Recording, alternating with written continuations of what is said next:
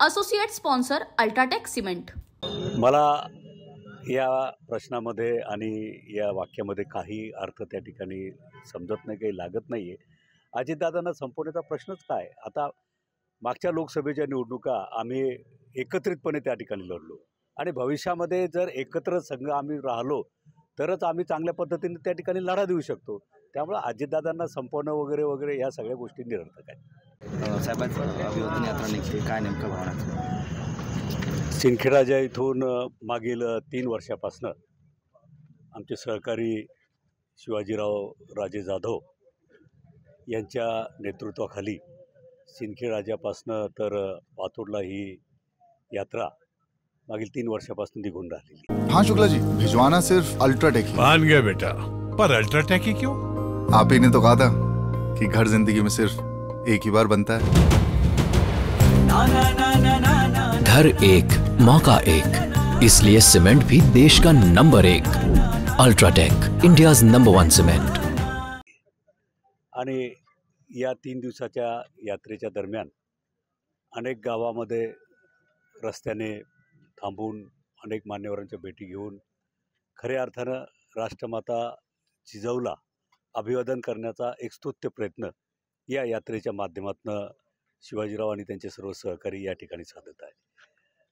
सिंदखेडराजा ही राष्ट्रमाता जिजाऊची जन्मभूमी आहे आणि या जन्मभूमीपासनं खऱ्या अर्थानं अशा प्रकारची यात्रा निघून पुढची जी पिढी येणारी पिढी आहे या पिढीला राष्ट्रमाता जिजाऊचं महत्त्व, राष्ट्रमाता जिजाऊच नाही तर आपले जे काही थोर पुरुष होऊन गेलेले आहेत त्या थोर पुरुषांचं महत्त्व, महात्मा ज्योतिबा फुले असतील, सावित्रीबाई फुले असतील, शाहू महाराज असतील, डॉक्टर बाबासाहेब आंबेडकर असतील, हे जे काही थोर पुरुष होऊन गेलेले आहेत या थोर पुरुषांचं महत्त्व विशद करण्याच्या दृष्टीनं ही यात्रा अतिशय महत्त्वाची आहे. आणि म्हणून पुढच्या पिढीलासुद्धा छत्रपती शिवाजी महाराजांचे आदर्श, शिवाजी महाराज कोण होते, छत्रपती शिवाजी महाराजांना घडवणारी राष्ट्रमाता जिजाऊ कोण होत्या हे सांगण्याचा प्रयत्न या यात्रेच्या माध्यमातून होतो आहे. सर, एक राजकीयमध्ये रोहित पवार त्याच्यासाठी तुम्ही आले आहेत.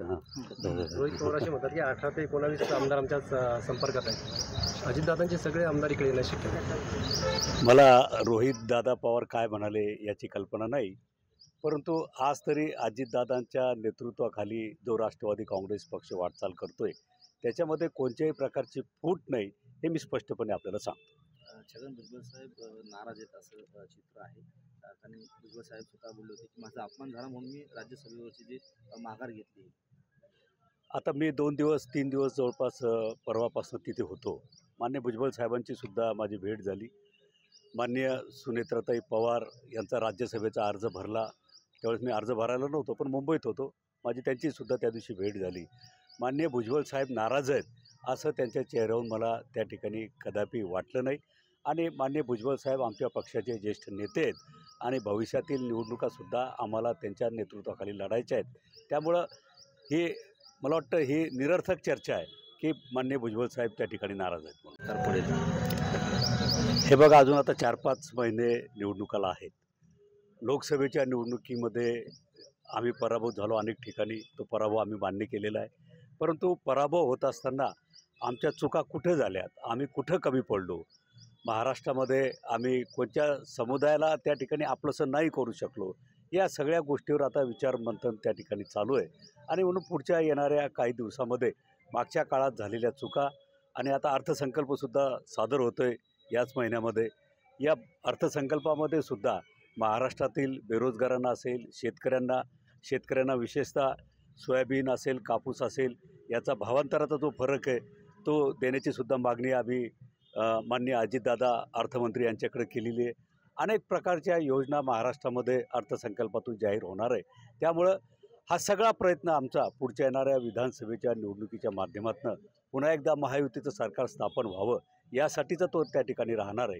त्यामुळे निश्चितपणे आम्ही या निवडणुकाला चांगल्या पद्धतीनं सामोरे जाऊ. तर आमदार हजारे निवडी घेतली, अडचणी वाढल्यात का अजितदादांची? मला आज सकाळीच त्या बाबतीमध्ये समजलं. अर्थात त्या शिखर बँकेमध्ये मी सुद्धा एक संचालक आहे. अजितदादांच्या बरोबर जे 78 लोक आहेत त्याच्यामध्ये मी सुद्धा एक संचालक आहे. परंतु मी तुम्हाला प्रामाणिकपणे सांगतो की कोणत्याही प्रकारचा गैरव्यवहार कारखाने विकताना किंवा इतर बाबतीमध्ये त्या ठिकाणी झालेलं नाही आहे. आम्हाला एकदा दोनदा तीनदा क्लीन चिट या बाबतीमध्ये विविध एजन्सीजने त्या ठिकाणी दिलेली आहे. शेवटी अण्णा हजारे साहेब या राज्याचे एक मोठे नेते, देशात त्यांचं नाव आहे आणि म्हणून शेवटी त्यांचे काही गैरसमज असतील तर ते काढण्याचा प्रयत्नसुद्धा आता सरकारच्या माध्यमातून केला गेला पाहिजे. Associate sponsor UltraTech cement.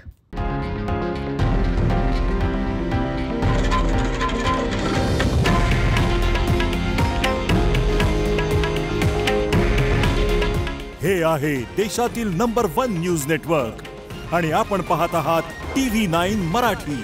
काळजी तुमची, हित महाराष्ट्राचं.